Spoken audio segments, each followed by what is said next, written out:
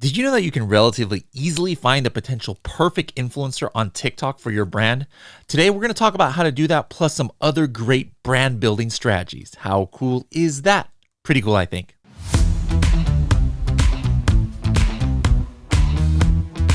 Hello, everybody, and welcome to another episode of the Serious Sellers Podcast by Helium 10. I am your host, Bradley Sutton, and this is the show that's a completely BS-free, unscripted, and unrehearsed, organic conversation about serious strategies for serious sellers of any level in the Amazon or Walmart world. We've got a serious seller here, but before we get started, something I just saw on his screen right here reminded me of something, and I know this episode's going out like probably 2 or 3 weeks later, but the trade. What are your thoughts? The trade.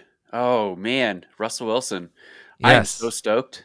Dude, I met him, crazy story. I met him at an Amazon Pay conference. So Huh. he was speaking, like Amazon Pay did a conference. Weird, right? Yeah. I got an invite, and whenever Amazon invites you to something, you go.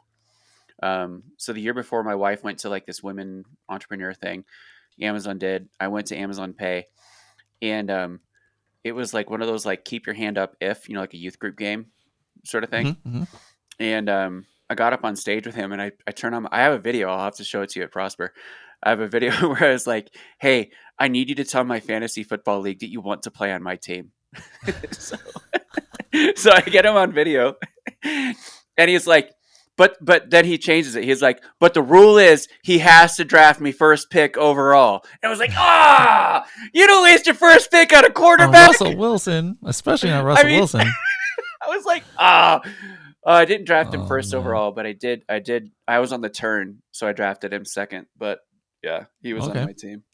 So funny Cool. story. Denver has been looking for a quarterback for forever, it seems. So maybe this is the answer. Dude, we got the record for like the worst team in the league after winning a Super Bowl because we haven't gone to the playoffs since we won in Crazy. like Super Bowl 50, whatever. Yeah. Anyway, yeah. Anyways, we're not here to talk sports, but I just thought I'd it was funny. I was like, at this conference and then just got hit with these Twitter things. It's like, when is the trade? And then, Green Bay signs Rodgers for $200 million. I'm like, man, what is happening in the NFL today? But anyways, we're not going to talk NFL today. The cool thing is, this is the third time you've been on this podcast. Not many people make it to the third time. You can only be on here like once a year, and we've been doing this about three years or so now. But I don't even know what you do nowadays, but you're one of those few where it's like, you know what? I don't care what this guy does. Like, I know he's going to have something cool to talk about and stuff. So I never prep for these things anyways, but usually I have some idea at least. I'm like, okay, well, I know this person's been doing this lately. So like, I'm probably going to ask a couple questions about this, but like literally with you, I know you've been doing in the past, you talked, about chatbots and things, but I heard through the grapevine, you're doing something different. But if somebody told me what you're doing, I don't even remember what they said. So can That's you so tell me funny. what in the world is Paul Barron up to these days? I'm fantastic at marketing myself, apparently. I do a really good job. Right? uh, yeah, so I have been focusing on the chat agency. I started this firm back a year and a half ago with Norm Mhm. Farrar, Shane Oglow. Norm, I mean, he's got like Yep. 2,000 companies or something. I don't even know how many he He's has. another one of those where I'm just like, yeah, Norm, you come on here. I don't know what we're going to talk about, but every single time you come on, there's always something new. Like one year it was Amazon Post, and then it was like press releases, and then it was Google My Business. Like he always comes up with new stuff, and Yeah. that's cool that you guys are working together. You guys are two Well, peas in the pod? so what's funny because we still work. He's not an owner anymore. He resigned because just his millions of other companies. So for the past year, I've been really focusing on the chat agency, which is it's in the chatbot space, but really the what we really focus on is building audiences because I've been thinking through. Okay, so when my first ever speech on stage was in 2018, and I talked about building a brand that the media loves because um, we just have a knack for getting in the press with Bow and Bell Littles, and like we keep getting press hits and all this stuff. And so that was what people wanted to know. Like we were on the Rachel Ray show. My wife was interviewed by Forbes magazine. And so that was my first ever speech. And then I quickly started getting into the chatbot stuff because that was 2018. I'd been using them all 2017. and this was with Matt Clark, back in the day.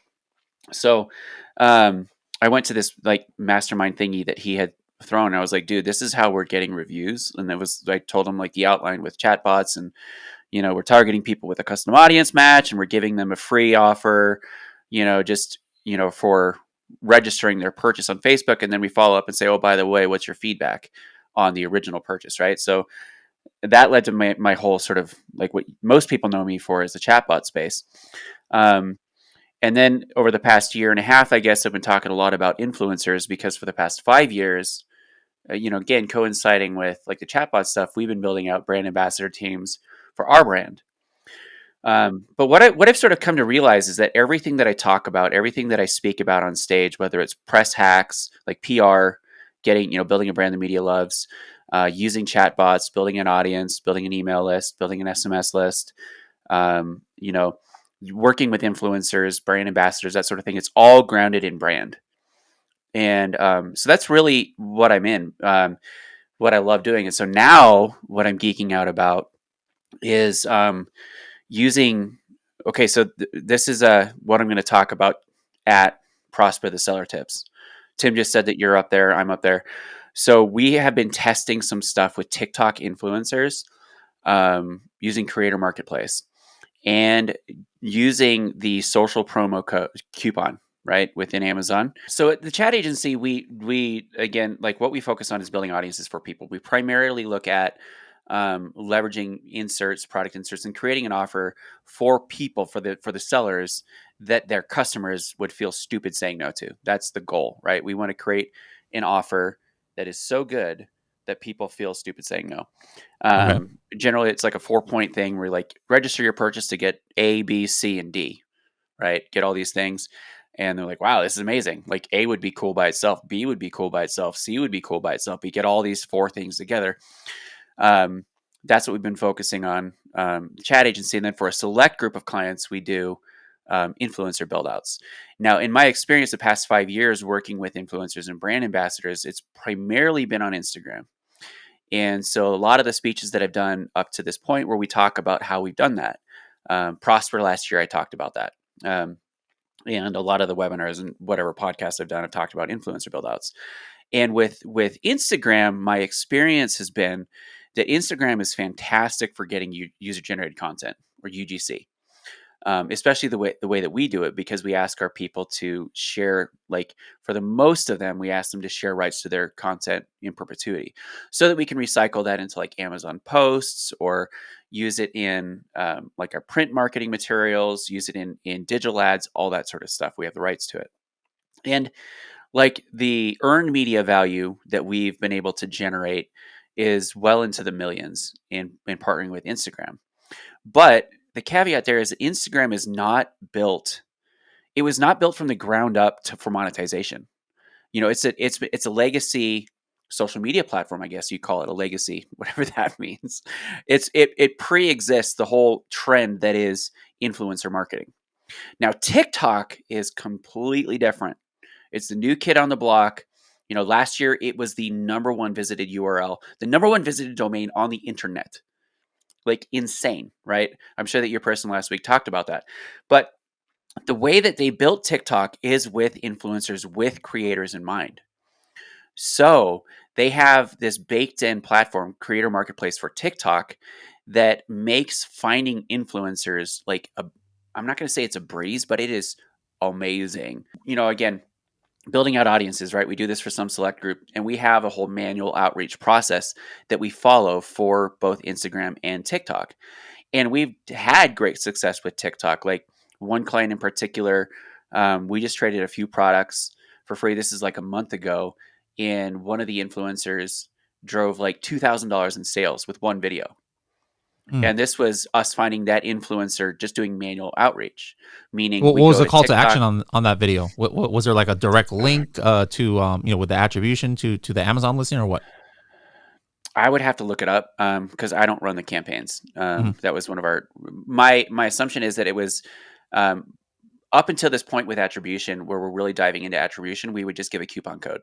And so it'd be like, go to Amazon and use my coupon code for blah, blah, blah off. Now, the social promo link is so much better, because it greases the wheels. You don't have to say use this coupon code at checkout. It just go to this link and it's automatically applied. It's so nice. So what we're doing with the whole creator marketplace thing. I'm super excited about this because it's like we're doing this now and the results are really good. Let me take a step back. So the creator marketplace, how that works is um, you can sign up for it if you have you automatically have it if you have a TikTok ads account. If you don't, signing up for it is really simple. You don't log in with your actual TikTok user account, right? So you have to sign up for it. The process takes like 5 to 10 minutes. And it's pretty thorough because they ask you for your EIN, your tax ID, and all that sort of stuff. And but the creator search is what makes it amazing. So all the data, all the stuff that you can search for, like again, you could do this manually on TikTok, and you could just start looking for videos. Like let's say that you're in like RV lifestyle, whatever. Let's say you like solar generators and whatnot. RV people are your people. You can go to TikTok and just look for RV things, and then you can find creators, and then you can go about, generally you'd have to find them on Instagram, contact them on Instagram or email. The creator marketplace makes it a lot easier because so all the options I have, I'm just going to read them to you. I have creator, country, or region. And so let's say I'm going to type in United States, right? Because I care about selling in .com. And then I can also narrow by state. So let's say like I know for our brand, we sell, baby products, swim products. Right now, California, Texas, and Florida are really crushing it for us. So then I can even further narrow by state. So I can say I want to have creators that are only in Florida. And then I can select their audience region, which again, I want their audience region to be the United States. And I'm going to say Florida. I can, say that I want X number followers, X number of views per video. So like the defaults are 10,000 to 100,000, 100,000 to a million. That's the follower count. I just leave that as all. I can set the price preference. So the price preference is the creator's price to the brand. The price is negotiable or free products accepted as payments, and I check both. Then I have engagement rate, 0 to 5%, 5 to 10%, 10 to 15. So again, all of this makes it so easy because I want to work with people that have higher engagement, and then I can sort by topic that they post about. So for this brand, it's baby and toddlers. So I select kids and toddlers under little drop down here. Again, they have like animals and nature. Nature would be like nature and environment, pets and animals, exotic animals, livestock, pets, so on and so forth. So literally like the options are in this. Now, those are like topic things like tags, right? Then I can select audience gender, which is female for us. Audience age, I'm going to say 25 to 34 because we're looking for mommies with babies generally in that age range. So then I click apply. So I filtering by Florida that has my filters that I selected, creator country, US, Florida, any follower count, any average views, engagement rate 5 to 10%, and then kids and toddlers, audience gender female, audience age 25 to 34. And now I have a list now of, it says 20 plus creators. So I could just keep scrolling and it's infinite scroll. So all of these women then, so like my first one, so this person has 32,000 followers and she starts at $10. I could work with her for $10. Another one, 22,000 starting at 50. Another one, 538,000 starting at 500. But here's the thing. The influencer that drove that $2,000 in sales for one of our clients, we found her on Creator Marketplace. She says that her starting rate is $2,000, but we didn't get her for 2,000. We traded her a free product in commission. Okay. So just because it says $500 or $1,000, don't write that off. Now, anyway, I'm geeking out over this because we do all this searching, right? We find all these people. We can add them to a short list. So I have a whole short list of people that are just Florida mommy creators. And I have one that's California mommy creators. And then I have one that's Texas. And then I have just in general. And then I have Colorado because we're from Colorado. Yeah. But the point is that then like all the data that you get. So I'm looking, I just clicked into this one that has 540,000 followers. On average, she gets about 55,000 views. On average, she gets 87 shares per video, averaging about 3,000 likes per video. And then I would just then go through. You can have a virtual assistant do this. Like my team does this. And then I would just look at her content and say, okay, does this person look like she reflects our brand values? Mm-hmm. Looks like she's got a little baby. That could potentially, she posts more about food. So it may not be a good fit. But my point is that then I can add this person to a list. Then they make creating a campaign and pitching it super simple. I feel like I'm a TikTok salesperson right now. Hey, they tell me you hope your affiliate check is in the mail. Right. No kidding. Right.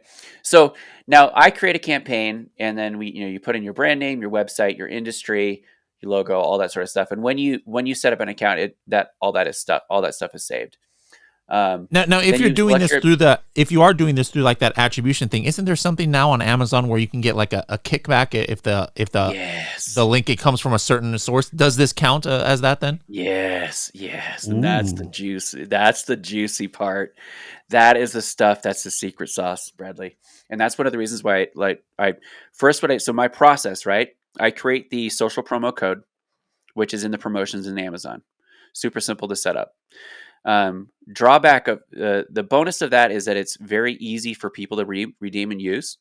Drawback is that it's only good for a 30-day period.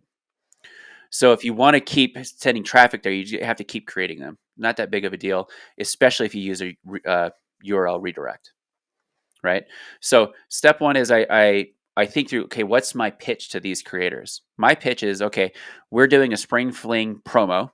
Your audience gets 25% off anything in our store.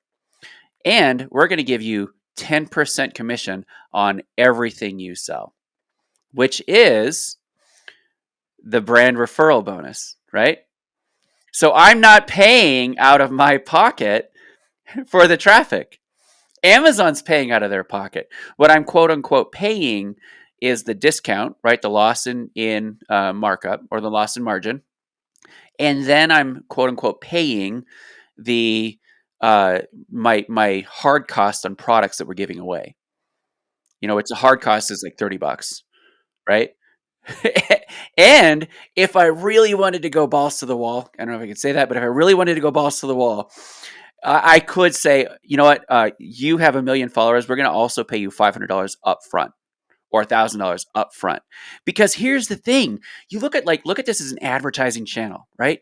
You work with somebody that gets an average of 2 million views per video. I'd pay $2,000 for that. I totally would. Now, some people are way overpriced, and some people, think they're cooler than they actually are.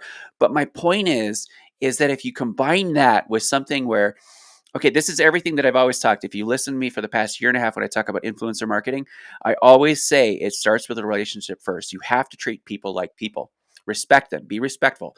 And if you say our goal is to create a win-win scenario where we can partner with you on an ongoing fashion, and so we want to make it so good for you that you just keep making money and want to work with us, then maybe you pay for a mega influencer upfront at first, but I can guarantee you that the next time you work with them, they're going to give you a discount. Or you're going to say, you know what? We paid you $2,000 up front and we made $200,000 in sales. I'm going to give you another $10,000 bonus plus the 10% commission or whatever. I'm just, but the point is what we're testing now is the concept that we're giving you products for free. If you need to pay up front, we'll negotiate that, but you're going to get 10% commission, right? So step one, again, for the link building part, right? We do the social promo code in Amazon. So your influencer, Bradley, hey, Bradley, do you want to take $200 in free products and then 10% commission? And you say, why, yes, I would. Okay, great. Here's your link, Bradley. It's helium10.com/Bradley. Now you just give that to all your people on TikTok, and every time that somebody goes there, it's going to go to Amazon and automatically apply a 25% off coupon. Isn't that cool? Oh, and we're going to give you a 10% commission and all of that. It's just a win-win-win across the board. Now, if you want to take it a step further, I add my personal Amazon Associates ID to it. So it's also giving me a cut of commission from Amazon Associates. Wait a minute. You can stack the Amazon attribution bonus with the associates link? Yes, only if it's not to the brand. because your brand can be an Amazon Associates brand. You can also get Amazon Attribution, but they designed it because it's a social, like they designed this so that you can get extra traffic from associates, right? So that's the other thing too, is that you could also say, hey, if you have an associates ID, we'd love to include that in the link for you so that you get extra commission. So that instead of Okay, so it's not 10%, you, it's the influencer who's it's either or. What my process has been is I ask people, Mhm. hey, do you have an Amazon Associates ID? And some of them are like, what is that? Okay, we'll tell you what. Well, I can tell you about it, but for now, I'm going to put my own. But again, the reason why we're doing this is because we can track all along the way. Now, Amazon Associates only has a 24-hour window cookie. That means that somebody has to go to Amazon and buy within 24 hours so that the yeah. associate can get paid. With Amazon Attribution, you have a 14-day cookie. So that means like most of our audience, they're moms that like to do their research. So oftentimes they'll add it to cart or save it to a wish list, and then they'll come back a week or two later and then purchase. So that means that our people that are promoting for us are going to get paid if their audience purchases within 2 weeks from And it's kind of like attribution, the 10%. incentivizes them to put some kind of, like some impetus behind it. Like, hey guys, don't Right. delay, do it now. Yeah. Wow, this is like fascinating. Like, reminds me, as many people know, Helium 10 is part of a much bigger company now. We're like $1 billion operation here. One of our sister companies is called Reversion. Have you ever heard of Reversion? Yes. And I use them for Shopify. Excellent, excellent. So this is, I was just at a conference where we're talking about what we're going to be doing going forward with Reversion. There's a lot of cool things and a lot of things that you can do. Like, some people who are hearing this are like, well, how do you pay the the influencer and things? Like, there's a payment portal through it too. So guys, check out our partner company Reversion, and if you get into some of this stuff, it can make that process a little bit easier, especially if you have Shopify. But this is kind of like fascinating stuff, and I think not a lot of people are taking advantage of this yet. Now, going back though to just like chat, one thing I wanted to ask you about is I don't think you did too much of it, but just a lot of people who were using chats. One of the features that they were using was for launch and getting doing the old style giveaways and rebates and different things like that. So I'm just wondering what you're hearing in the industry. Like, are pretty people who use chatbots pretty much just using it now for either customer service or like review reminder, or what are things that are within terms of Amazon terms of service on how people can use chatbots now in this new day of 2022 when giveaways and things like that Yeah. are now frowned upon? So I personally never did rebate launches in my business ever, because for me it's always been about the audience. Now I have had people that had asked like, how do you do this? And I would instruct them like, this is how you would do it. And the one thing that I had always stressed was I never recommended digital payments such as PayPal back then, because it just smacked of like, this seemed like a loophole that Amazon's going to catch on to and they're going to shut it down. So that was one thing that I never did personally. So um, I would say like in 2019, when Messenger updated their terms of service to make it so that it was a lot harder to follow up with the audience that you built, most people in the Amazon selling community were like, this is stupid. We're not using Messenger anymore. We're not using chatbots. So I think it started back then in chat, but in my head, it's never gone out of style. And I still use them for launching, because you can still, so this exact process, right? The social promo thing, you can do that for a product launch. In fact, we're doing that for a new brand that we're starting. So the great thing about this is all 100% within terms of service, right? So that's the social promo. That's just going from TikTok. We can still create those ads and have them run from Messenger. And the thing, if you read Amazon's terms of service update, that's, what was that, past November, something like that, right? They said their whole emphasis was on off Amazon incentives.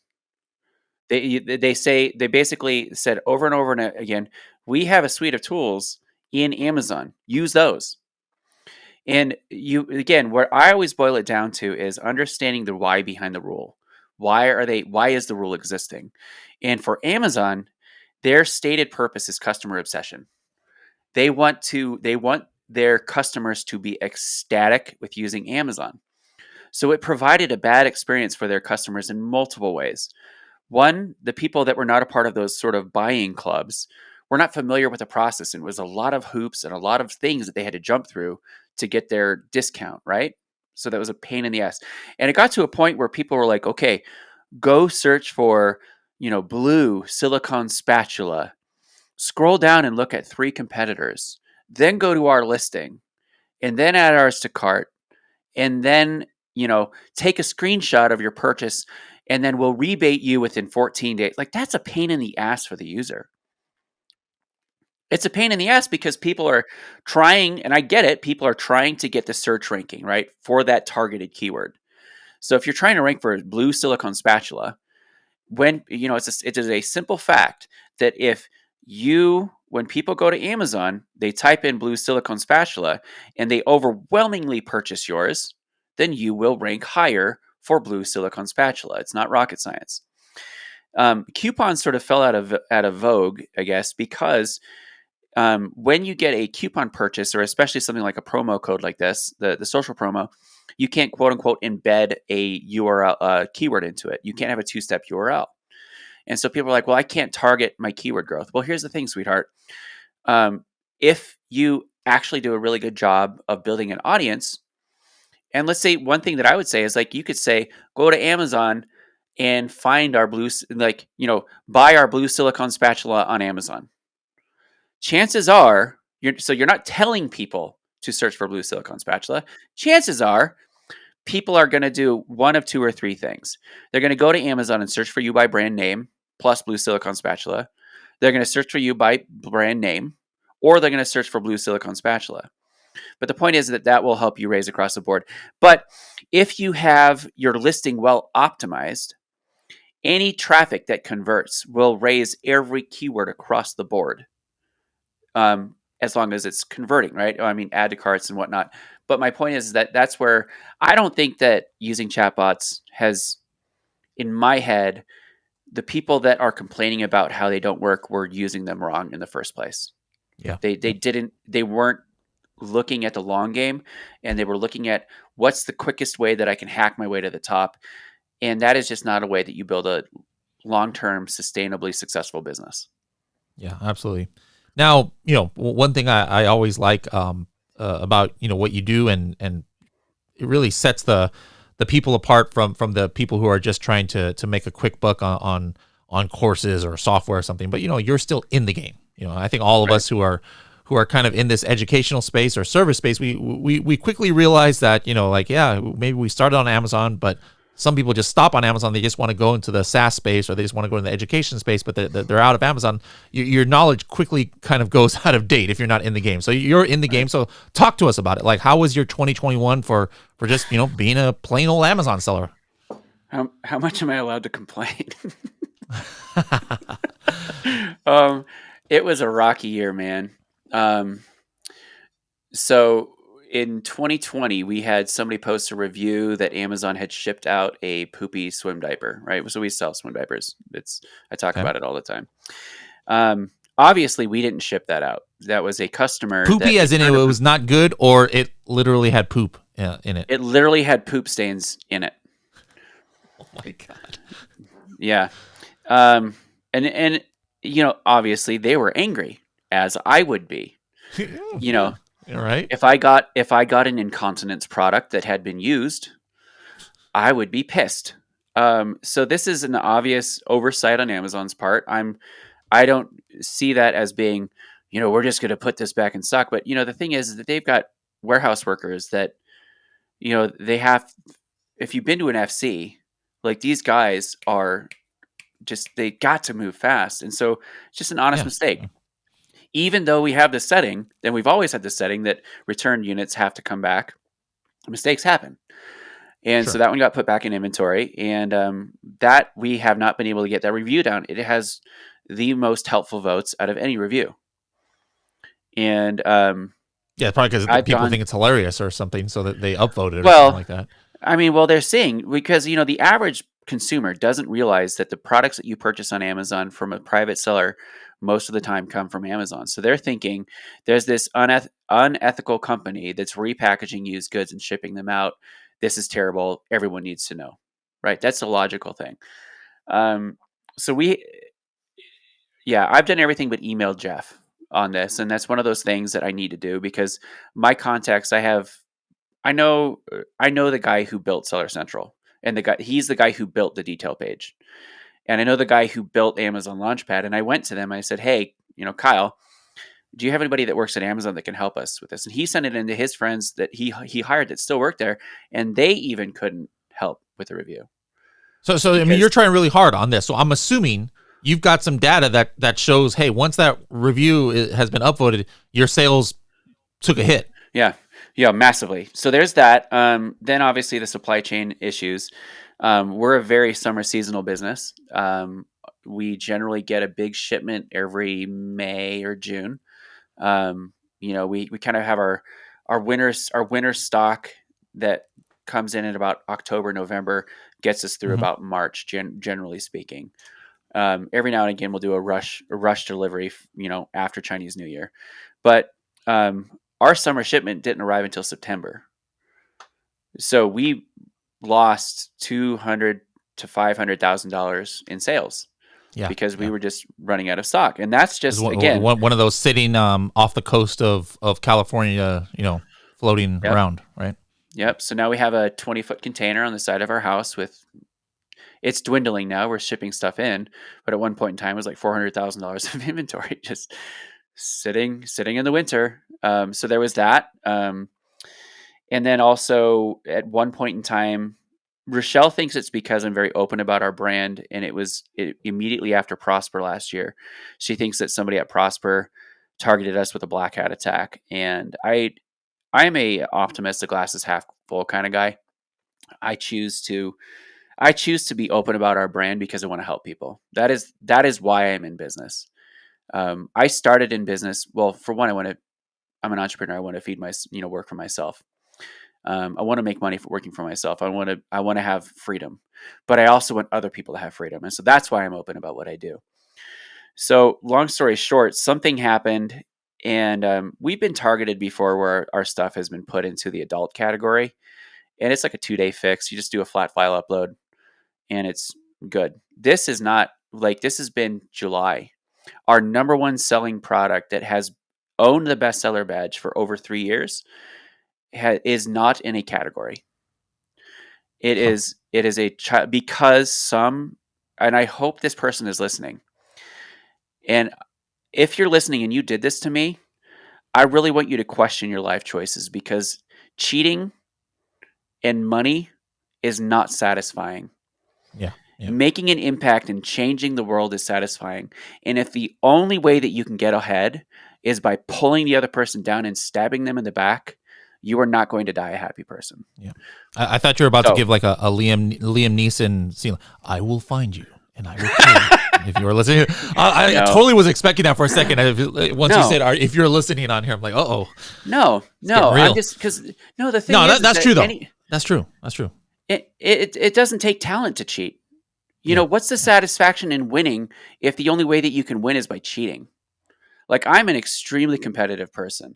And the one thing that I love about competing is knowing that I tried hard, I worked my hardest. But long story short, that number one SKU is now 40% lower than last year. And it had it was a child relationship. And because it's not listed, that the other variation is not showing up as an option to purchase from. So that the variation partner is 80% lower than last year. And this is, I mentioned this before we started recording. I was up till 1 a.m. trying again to do a flat file upload to see if we could fix it. But it's just again, if you work at Amazon and you can fix this for us, please call me. Because this is affecting my family. Like, it's extremely stressful. And like you said, Bradley, I have a service agency, but honestly, I'm the weirdo that's thinking of stopping the service agency so that I could focus on my brand. Because for me, like, that's the business my wife and I run together. We started this in 2015. This is our baby, and like, we've built a solid brand, and it sucks to be hurting because there's some selfish moron who can't compete and isn't a man and has to be a child and play in the mud, and that hurts. And guys, Paul's not trying to scare everybody away. Say, oh, Amazon is a disaster. You can't. But guys, this happens in any kind of business you are in. There are roadblocks, and you got to be ready to pivot. That's what sets the winners from the losers. Is the losers. Something like this happens to, if Paul was a loser, something like this happens to him. He's like, oh, I'm giving up. I'm just going to focus on my agency. Forget this. But you got to be able to get through obstacles, and Paul's not giving up, and there's no reason for him to give up. I'm sure maybe it's not, things aren't going to get as perfect as they were. There's actually that thing. Have you heard Casey Goss talk about what is he called, the Amazon death spiral, where it's like really older products on Amazon, like something bad happens to it, maybe you fix it, or you accidentally turn off your PPC campaign for a couple weeks or something like that, but sometimes you're not able to get the momentum back. But it's still not reason to give up. That happened to me with the Project X coffin shelf. Like, the sales are way down, and what I found out happening, because everybody's hand is in the cookie jar here at Helium 10 for the Project X account, because they use it for testing and things like that. And one of our developers accidentally archived our main PPC campaign, that had like 2.5 years of history, and was responsible for like 20% of our product sales. And then I didn't even realize it until like 2 weeks later, and I tried to recreate it. Never got the momentum back. And then no matter what I did, could not get back to the top of the page. And so, it's still selling. I'm not giving up on the product. I'm doing other stuff to it, but things happen. Yeah. So I first of all, go ahead. I want to take a moment and say I agree with you. Thank you for saying that. If you're listening and you're aspiring and you're like, man, this sounds scary. Here's the thing: business is scary, and there are things that will happen that are outside of your control. And what will decide if you're successful? First and foremost, it's a choice. You have to choose to be successful. And it's fallacious to assume that just because things are good, they're always going to be good and they're only going to get better. I'm thankful for trials and tribulations and hard times, because that's what makes you better.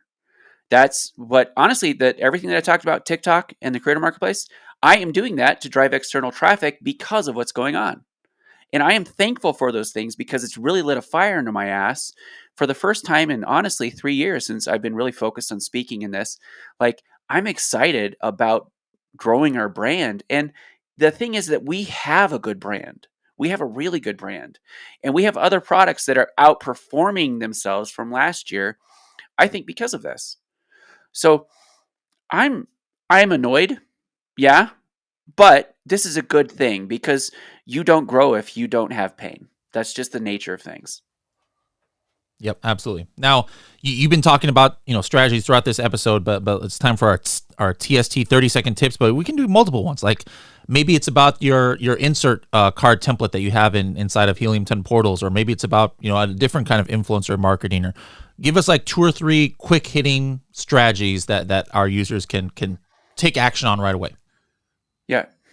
Okay, so strategy number 1, make sure that you focused on your inserts from the perspective of your customers. You want to create an offer that is so good that people would feel stupid saying no. I know that I said that earlier, but a lot of people don't focus on their inserts and don't think about building an audience because they don't know what to do with the audience once they built it. Here's the thing: build the audience and continue to learn and figure out what you're going to do after you've started. It's better to have it and not need it than need it and not have it. All right, sign up for Creator Marketplace. It's super simple, and just test it out. Again, you want to try things out and don't wait for everything to be perfect. If you don't know what you're doing, guess what? I'm still figuring it out too. But the point is, test it out, sign up for Creator Marketplace, and then use those attribution links and just try it out. Tell me how it worked for you. All right, I love it. All right, now Paul, how can people reach out to you if maybe that person who hijacked you wants to reach out and apologize, or people want to find out, get some help with what they're doing, or just talk about the Denver Broncos? How can they find you on the interwebs out there? Yeah, so you can find me at thechatagency.com. I'm going to be starting a show as well. And I didn't even mention this, Bradley. I'm doing a mastermind in Fiji. So if you want to check that out. Well, you know me, like I always try and like pick exotic places and think of an excuse to like, oh, this is the Maldives honeymoon Amazon launch method. Right? So I need to go to the Maldives. So this is going to be the Fiji influencer campaign or something like that. I'm going to come up with. So I'm doing a mastermind called Ecom Unboxed in Fiji. And what I'm doing is I'm only having 4 sponsors. And we are going to have other people that are going to be in roundtables for service providers, whatnot. But I am capping it to basically be about 100 people, 7+ figure sellers, and I'm really going to vet to make sure that everybody that's attending, that I don't personally invite. So I'll invite service providers and friends like you to come. But if you apply and you're not a seller, I'm sorry you won't be able to come, because I'm sick of going to conferences that are full of service providers and not sellers. So this is a mastermind where we're 18 shipping companies and 14 virtual assistant agencies and right. and then like 3 sellers. Yeah. So check that out, ecommunbox.com/Fiji. Okay. Awesome. All right. Well, Paul, thank you so much for joining us. I pretty much guarantee you'll be one of the first to hit 4 times on this podcast come 2023. And hopefully those, hopefully you're able to get, the ship righted. But all of us are kind of in the same boat. Too many puns here as far as, shipping goes. And then as far as your issues with your listings go, hopefully it all gets taken care of. It'll be fun to see the world getting back together. I know we're getting together this weekend and doing some cool networking events at Vegas. And of course, I'll be seeing you at our Sell and Scale. We just announced today how our first keynote speaker is Gary Vee. So, Paul Barron, Gary Vee, we got the top two celebrities in the game coming to our Sell and Scale Summit in September. So make sure to come out there, guys. I'm going to tell Tim that I'm a bigger celebrity than him. There you go. All right, Paul. We'll be seeing you in Fiji or Vegas or somewhere out there. Yep. Looking forward to it, man.